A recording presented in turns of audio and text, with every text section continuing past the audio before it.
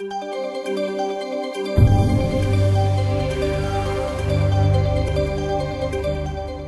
you have to think about your experience as a PhD student, and also in your case as a master's student, what would you say, what were the typical things that you find difficult to adjust to in the early stages of your study? First of all, that transition from undergraduate to postgraduate at times is always very difficult because most students are not really prepared for postgraduate students. Like in most settings, like in my case, my master's, my postgraduate studies is supposedly by research. You don't have any modules, so where you actually have to study is only at the honors level.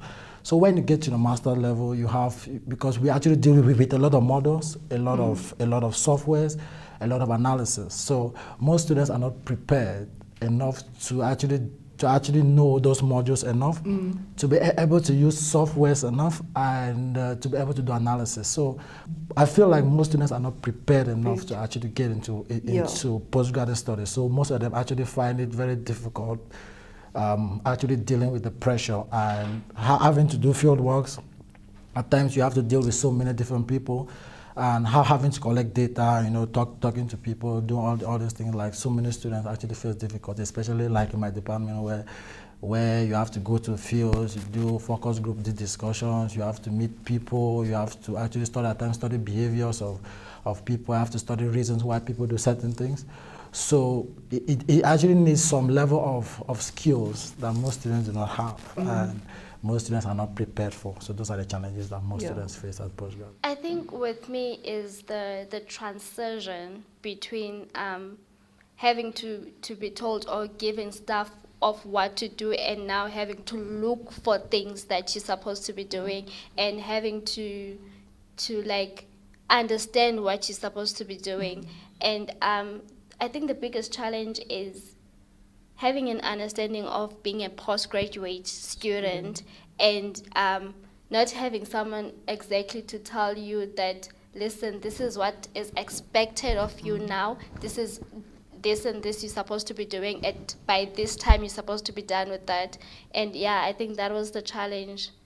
So it's kind of a difficult shift, especially sometimes when you're not used to doing things by yourself naturally. You get in there and you have to now take responsibility by yourself. In the beginning, it might be overwhelming because it's a lot of things you need to do, a lot of people you need to speak to, a lot of things you need to put together. But as time goes by, and as you also pay attention to how people around you are also getting their work done, you begin to learn and also see, okay, I can improve on this, I can improve on that. It's also a nice experience for you to know some of the things you need to improve on by yourself, because you cannot come an hour late for something you need to do. And it's because once you're an hour late for something, as an example, it already delays everything you want to do. One of the things that I find challenging is when my experiment don't work. Okay. But it's just part of the beauty of science. Like, it's a part of the beauty. Sometimes it doesn't work, and it allows us to learn more when it doesn't work. Sometimes if the experiment fails, doesn't mean we failed. It just helps us to see other angles of it that we never even thought about, you know, and to help us challenge us to think more and to see things retrospectively. So those are one of the difficult times, but the encouraging thing around it is that everybody else will tell you, I've also failed at one experiment, that experiment did not work, and this did not work. And so you look at them and their charisma, their character, even though they've been through it, they're still going ahead. That encourages me as well. Like, okay, I look around like, if he's been through what I've been through, I can also go through it, and I'll be good. Yeah. Switching from just like the regular classes into going to a full experimental laboratory or trying to do a full experiment, which you might not have a prior knowledge about, is also a big challenge. Because normally as an undergrad, you used to go into classroom and taking notes and reading your textbook and writing an exam, and basically that's most of what you're doing. But when you get to the postgrad level now, you do, in addition to that, a full-scale experiment by yourself. What are the resources and the solutions, your strategies to overcome these challenges? When experiment don't work, is to look and come back again and go speak to my colleagues. My experiment did not work, you know, and they start probing me with questions. What did you do? What did you do incorrectly? Did you check this? Did you check that? What did you do? Or they say, okay, let's look at the flow chart of the experiments. Okay, you started with this and this and this, and they can question me. I actually discovered that we have workshops at the postgraduate school that actually give stuff on research methodologies, how to use certain software like XPSS, Mendeley, all those other softwares that all those other things that are probably not taught in classrooms. They were taught in the postgraduate school. So we go to those workshops. We actually talk to other people. So we read more.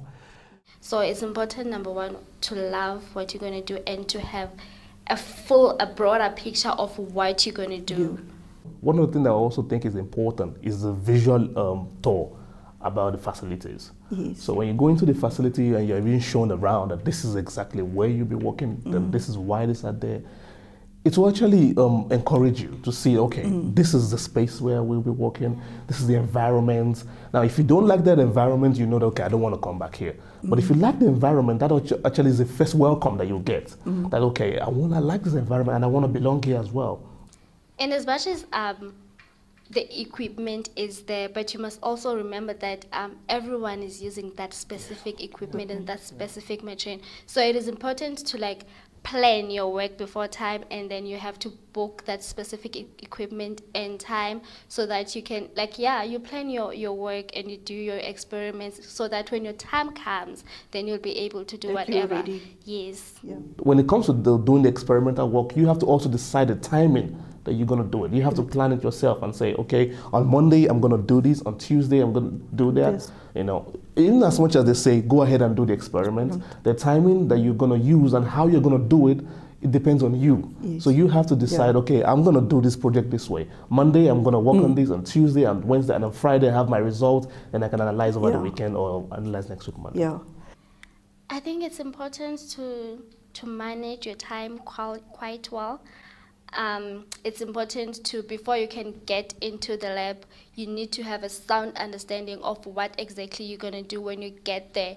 So it's important to sit down and plan your work. It's important to look at journals and you get an understanding of what you'll be doing. You go to the lab and do exactly what you're supposed to be doing, and then you come, because sometimes reactions take time. While you're waiting for that certain reaction to complete, you go back and sit down and you do your studying, your research, or your reading, so to speak. Yes. Remember time for planning, to put the reagents together, to put the apparatus, book the machines you want to use, so that you know that when I start, it's a continuous process. Because sometimes you know that, okay, I want to use this particular apparatus or this tool or this machine, and it's not available. Because you did not make time to make sure it's available for you, or you need to use a chemical, you haven't ordered it, or it's not available, or it's finished. And so you have to check to make sure everything that you need for your work is in place, that's available, and it's just a hand's reach to you. Yeah. So you should know that, okay, the equipment is free today, it's available, or I've spoken to this person, I need to go and use his apparatus or his equipment for this particular stage of my experiment. Now that you know that everything is in order, then you can go ahead and start. Consult with your colleagues and ask them how they did certain things or how they went about different challenges in life. But yeah, you go back to literature and you ask questions to colleagues and supervisors, and then you just try, you keep on trying. I think it's important for us to understand that supervisors or whoever helps you don't have all the answers that you're looking for. So it's important that a person is able to, I think the very basic thing you can do is to have a look at literature, read articles as much as possible, and then you get to see how people had done things. One of the things that comes to mind is, especially when it has to do with the practical work, is YouTube. YouTube is very resourceful, because for everything you want to do, there's a YouTube video somebody has made about it. So when I struggle to maybe put up an apparatus or to put it together or to get it working and I don't know, I go to YouTube and go check. Okay, this person now, and the nice thing about it is a demonstration. They tell you step by step, okay, do this and do this. So I just take those ideas and go do it. exactly like that. So YouTube is very resourceful, in addition to all the journals and everything that we also have to look at.